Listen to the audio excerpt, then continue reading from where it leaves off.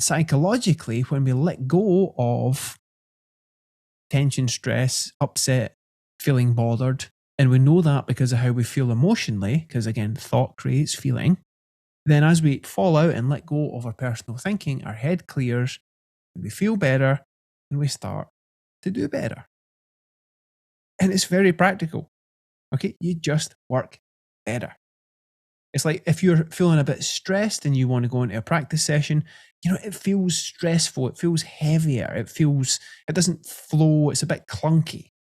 Whereas it's like if you're feeling more calm and at ease, it feels easier. You may still have the same kind of thing to do, like physical exercises. And I want to be real, it's that there are practical applications, things to do in the world, but where your head is, it has an influence on your effectiveness in doing that and your experience of that.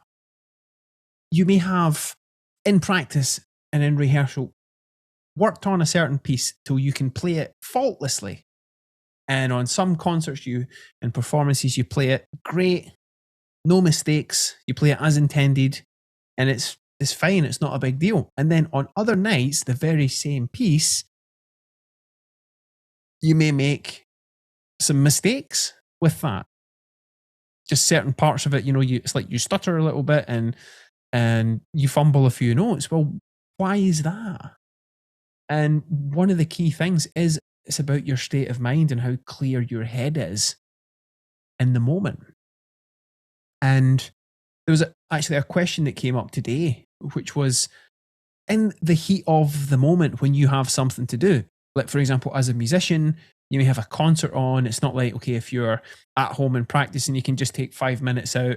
Like when you're playing a set, you have a set of songs to play in your slot. And it's not like, oh, my head's a bit stuffy. Let's just take 5 minutes and then we'll play the next song. No, you've got to keep a flow and a momentum going. Now, you may have a bunch of thoughts that pop up.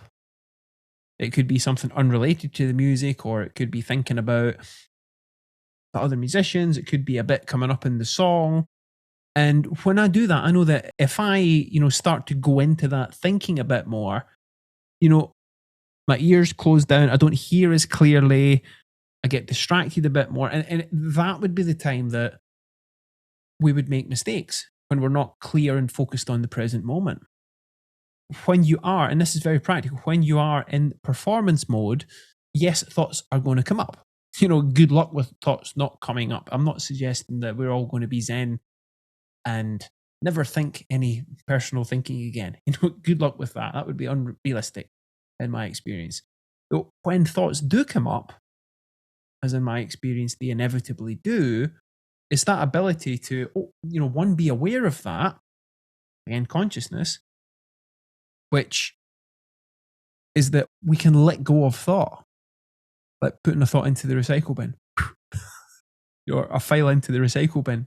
It just vanishes as a puff of smoke, boom, and then we're back in the moment. The ability to drop thought is key. And that, again, that's what it is to be in the zone. It's not been focused on personal thinking, but waking up from that to be more wide awake, to open to your full sensory experience, to come to your senses, you could say. So that clarity, which you're probably guessing is a common theme with listening, with realizing where your experience comes from, and the deeper implication of feeling that, there's a neutrality.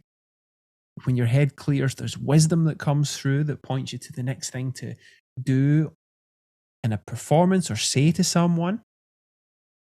It comes from calmness. And that essentially is that potential that we have inside us, that no matter what's happening in the world, our experience comes from essentially a deep clarity of mind with the potential for infinite experience, that our thinking, that we feel colors, and we sometimes don't see that because we get caught up in it and we think that's the outside. But as soon as we wake up to that, we're back in that clarity again. And that's when we're free to do our best. And have new experiences. And if we're working on a problem and we don't quite know how to solve it, again, if we're stressed about something, okay, one of the first things that people do is okay, that's a problem I've got to solve out there in the world, coming from here inside, right? I got to think my way out of that. and we do it from, sometimes we can do it from a really heavy feeling. And the problem seems like a really heavy problem. And we might make some progress, but it's not the same as when we're coming from a lighter frame of mind.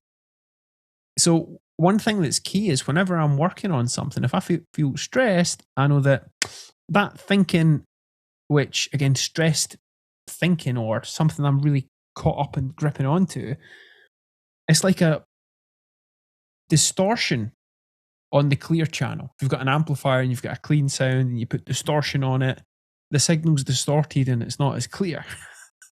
So so basically when we have unclear thinking that's hot and fogging up what it is we're seeing and hearing, simply put, we're not at our clearest.